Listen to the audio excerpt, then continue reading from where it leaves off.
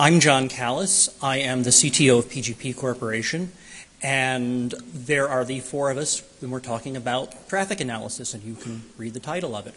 I have Raven Alder over there, Ricardo Battanti, and Nick Mathewson.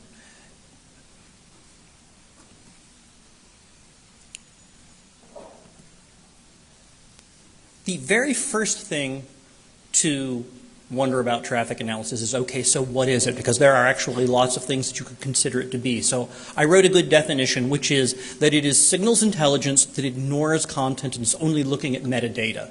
That's pretty broad, but it describes exactly what you're doing. You're not looking at the fact that communications is happening or even that computations are happening.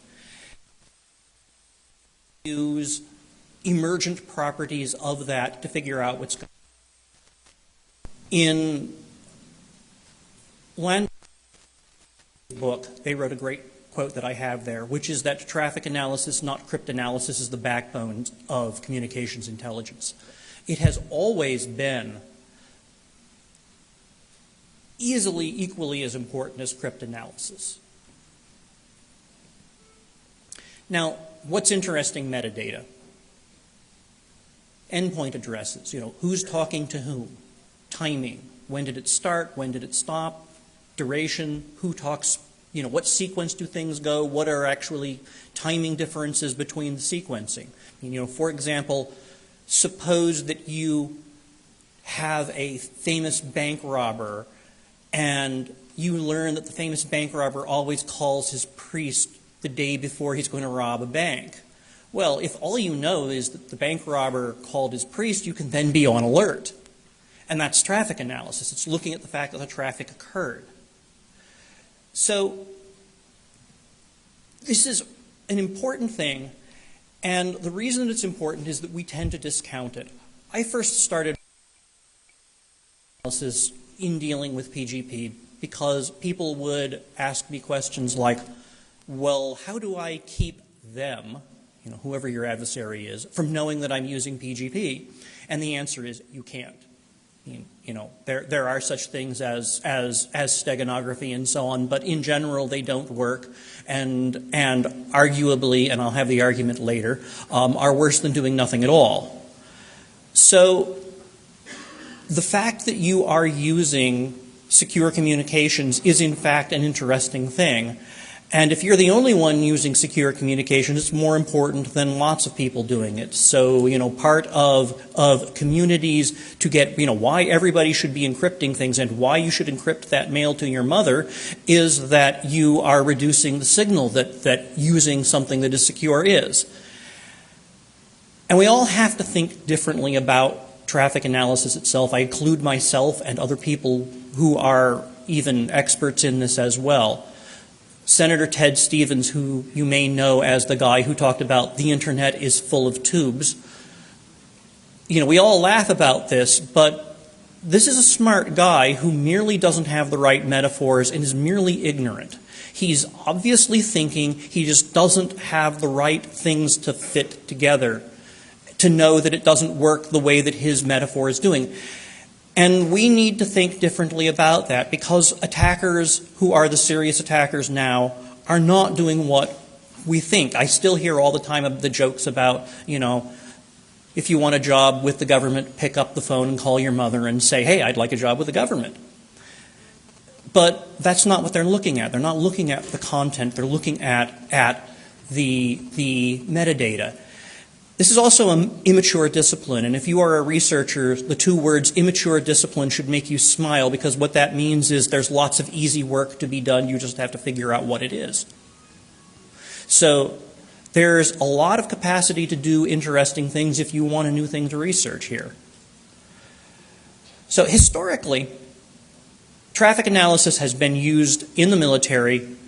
It's used to find lots of things about the opponent.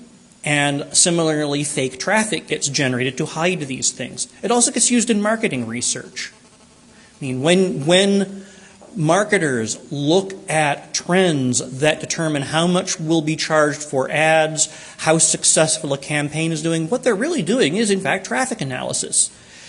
It's also a really good way to reconfigure networks. If you know what flow rates are, what data rates are, I mean, all of this sort of thing of how you optimize the use of your network is all traffic analysis. It's all the same thing. So why would you, say if you're an attacker, start doing traffic analysis? And the first reason is, of course, crypto. If you have people using crypto that you can't break, then you are reduced to traffic analysis.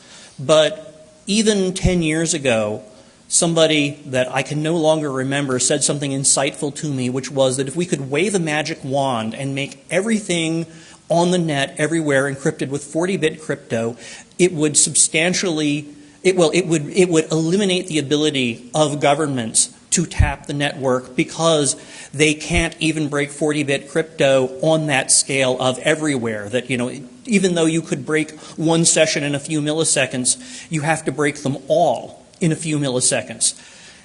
You can agree with this or disagree with the actual numbers, but the point is that when you start getting crypto that really works and you're an attacker, you have to go to traffic analysis.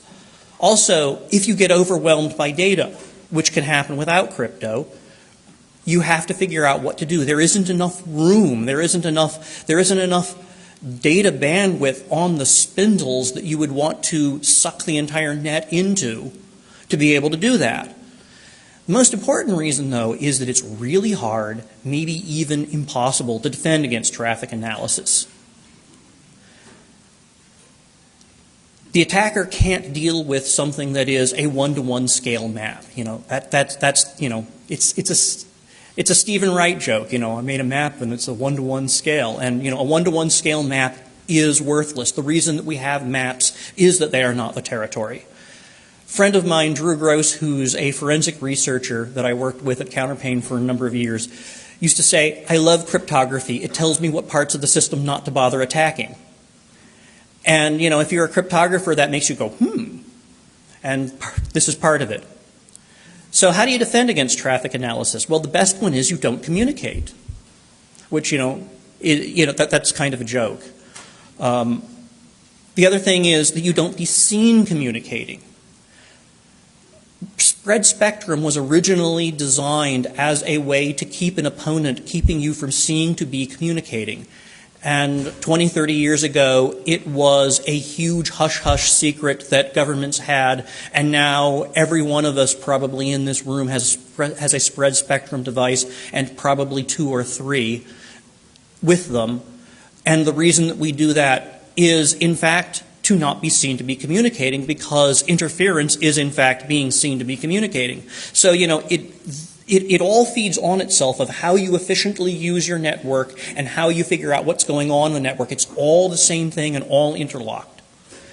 Now, a lot of the naive defenses are worse than nothing, and Ricardo's going to have some great graphs on this, and I have there, everything you know is wrong, because the first thing someone thinks is, aha, I will send out constant rate traffic.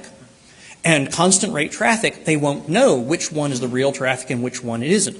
Well, actually, it turns out, and you'll see some nice graphs and numbers, that this, if you don't do it exactly right, and maybe even if you do it at all, actually makes the attacker's job easier. Metaphor that I use on this is if you think of a factory that's putting out boxcars, and some of them are empty and some of them are full, and all of the empty boxcars are separated by 1 foot, and all of a sudden you see a boxcar that's separated by 6 inches, you know that that one's different. And you know it because of 6 inches, not because of anything else. So if you use traffic analysis, what can you do? You know, there are the classic military things that you can do. You can also identify authors of texts.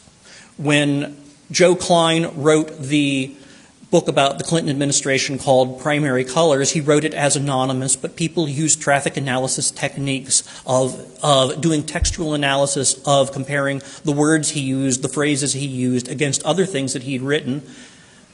The people who know how to do this pegged him as their primary guess of who Anonymous was, and he fessed up. You can also crack SSH passwords. You can identify the OS of a remote host. And this is passive fingerprinting. It's all the same thing. You can identify what host it is as it moves around the net. All of these things are papers that if you can't Google them in 10 minutes, go to Johnny Long's talks because he'll tell you how to do this. You can also correlate virtual to physical hosts, so you can tell what VMs are running on what physical machines. You can also take mixed networks and you can unravel them. You can remove redacting. I have a reference to that. I mean, that if you think about it, is relatively simple. You look at how wide the little black box is, and you look at what sort of pixel sizes will fill this up, and it becomes a knapsack problem, which was one of those things we thought would make good public key cryptography, and it doesn't. You can also identify what movies are being played. You can identify what music is being downloaded. You can identify what music is being played based upon all sorts of things. I mean, CDDB itself is a traffic analysis thing. You say, aha, I have a CD and it's got 13 tracks and the times of the tracks are this. What could it be? In general, it comes up with only one. So, there are all sorts of things here that also you can do. Spatially locate hosts, look at social networks. I got called a year ago because it turns out that the NSA is funding research on how to get information for MySpace, LinkedIn, Friendster, etc. You can determine an awful lot. This is all traffic analysis. This is also the way that credit card fraud detection works. I mean, if somebody makes a series of $1 purchases at gas stations across a 40-mile swath in about 3 hours, you can pretty much guess that credit card was stolen. So the open questions and things that I want you to think about are not only how do you guard against traffic analysis, because as I said, this is a pretty open discipline, and guarding against it is a hard problem, which means that it's interesting. But how do we use traffic analysis? I think that botnets ultimately can be defeated by using traffic analysis, that you can unravel a botnet by looking at how the traffic goes, and that you can use the same sorts of techniques to figure out where the members are and what they're doing, and that in general it's going to be very difficult, nigh unto impossible, for people who run them to do this because of how hard it is to defend against traffic analysis. I think there are lots of other defensive uses as well, and that's why we want you to start thinking about this as something that we don't think much about at all. In the notes, there's some additional reading that I have. I have the links there. They should be on the CD and other things. George Denises has written a really good talk, and he's got other things up on his websites on introducing traffic analysis. He goes into many of the things that I've discussed in some more detail and has a lot more references, which is one of the reasons that I didn't bother putting them up here. And now I'll hand things over.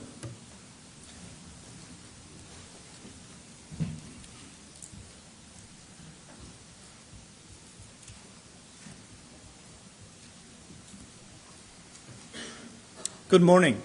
My name is Ricardo Betati, and I am from Texas A&M University. I have a little bit of facetious title here. I can count your packets, and why should you care? I only can count your packets. I don't care about the content. I don't care about their headers. I don't care where they come from, where they go to. All I do is I count. What can I do with that? And so we enter an area that we call, in our group, we call high-frequency traffic analysis, and it's basically timing analysis at high frequency.